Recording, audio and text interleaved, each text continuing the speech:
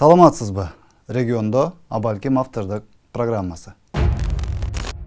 Той дагы болот, тойдун эртеси дагы болот демекчи, шайлоо дагы өттү, анын эртеси дагы болду.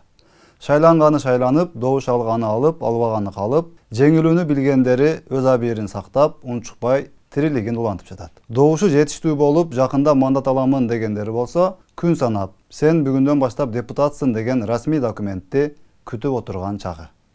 Ак пейили менен элге кызмат кылып берсин деп үмүттөнүп отурган элибиз бир тарапта көз салып турса, ушул шайлоону эптеп жокко чыгартып алышыбыз керек болчу деп саясий оюндардын бир нече сценарийлерин түзүп алып, план А, план Б кылып жазып алып, болгон акылын ишке салып отурган саясатчыларыбыз да жетиштүү.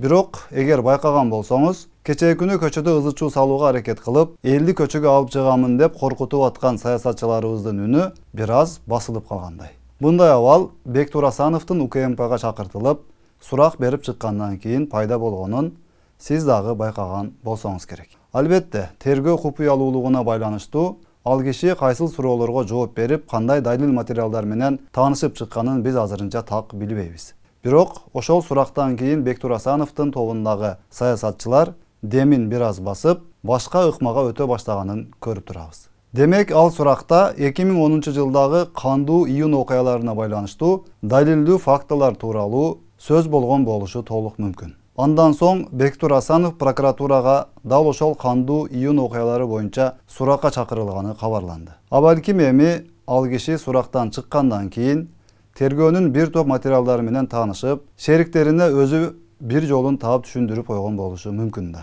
Биз канчалык ызылдап өзүбүздү элге күйгөн адам катары көрсөткөнүбүз менен, бул жакта биз жооп беришибиз керек болгон олуттуу далилдер чогулган чоң иштер бар экен. Биздин эл алдында коюп жаткан сахналаштырылган номерлерибиз өтпөй калды десе кантип болбосун. Эми бир аз башка жол менен актерлук кылалы, башка пландарыбызга өтөлү дегендей маектешүүлөр орун алышы мүмкүн да. Элибизди Жогорку Кеңештин 6-чакырылышынын акыркы кадамдары да таң калтырбай койгон жок.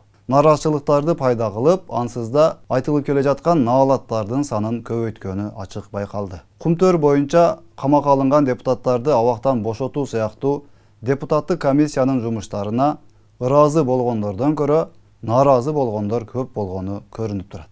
УКМК алып кирип камаса, Жогорку Кеңеш комиссия түзүп кайра чыгарып койсо, анда мамлекетибизде укуктук теңсиздик кашайып көрүнүп, албетте бийликтин дарегине жакшы сөз алып келбеши айдан ачык. Депутат болсоң эле сени эч ким камай албаса, эч ким сага эч нерсе дей албаса, анда депутат эместер гана камалып, депутат эместер гана кылмыш жоопкерчилигин тартышы керек болуп калабы деген сөздөр туш тараптан айтыла баштады.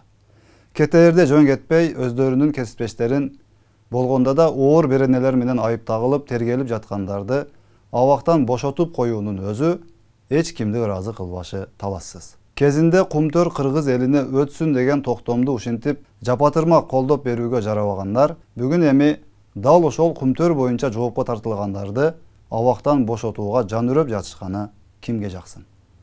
Эми азыркы бийлик тийиштүү укуктук шарттарды түзүү менен сен депутатсыңбы, депутат эмессиңби, эл катары жашап, кылган кылмыштарыңа эл катары жооп бересиң деген тартипти тезирээк иш жүзүнө ашырышы зарыл болуп турат.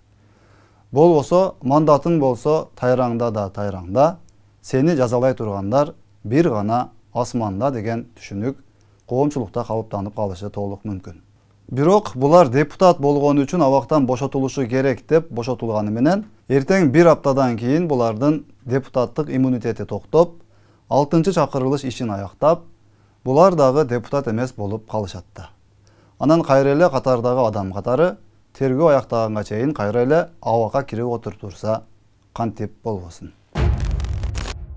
Мандаттын маңызы өзү буга чейин өтө кымбат болгонун эл журт жакшы билет. Жогорку Кеңештин депутаты болсоң эле, сенин бизнесиң гүлдөп өсүп, эч ким сага кың кете албай, мамлекет сенин баскан турганыңа чейин каржылап, багып, кадимкидей эле миллионерге айланып, жыргап жатып каласың деген түшүнүк калыптанып калган. Ошон үчүн тамга тааныганы деле, тамганы жакшы тааныбаганы деле депутаттыкка умтулуп, кыргыз парламенти дүйнөдөгү эң жыргал, кереметтүү жерлердин бирине айланган. Дүйнөдө 7 керемет болсо, 8-чиси кыргыз парламенти болуп калган десек ашыкчалык кылбаса керек. Бирок эми андай болбойт. Өзүңүздөр жакшы билгендей, эми Жогорку Кеңештин 7-чакырылышы буга чейинки депутаттардай болуп өзүн өзгөчө сезип, оюна келгенин жасай албайт. Аларга делген мамлекеттик бюджеттен бөлүнүп жаткан акчалар кескин кыскартылары маалымдалган. Бул чакырылышка өткөндөрдүн арасында жогорку билими бар экенин тастаган дипломдору жасалма экенин же окубай эле сатып алганы тууралуу маалыматтар чыга баштады.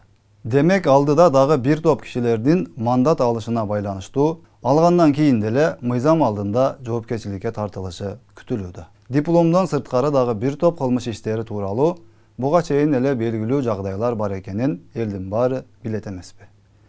Кыскасы, эми саясаттын баарын токтотуп, кылмыш кылганы кылмышына жооп берип, кылмыш кылбаганы акталып, элдин кызматын кылып, мамлекетибиздин алга карай жылышына өз салымын кошо турган учур келди сыягы. Элибиздин жашоосун жакшыртууга болгон аракетти көрүп, Кыргызстаныбызды алга карай тартып кетүү жолунда билимдигибизди, ынтымагыбызды бекемдөөгө, келечек алдында, тарых алдында, эң негизгиси Кудай алдында баарыбыз милдеттүү экенибизди унутпасак болгону. Саламатта калыңыз.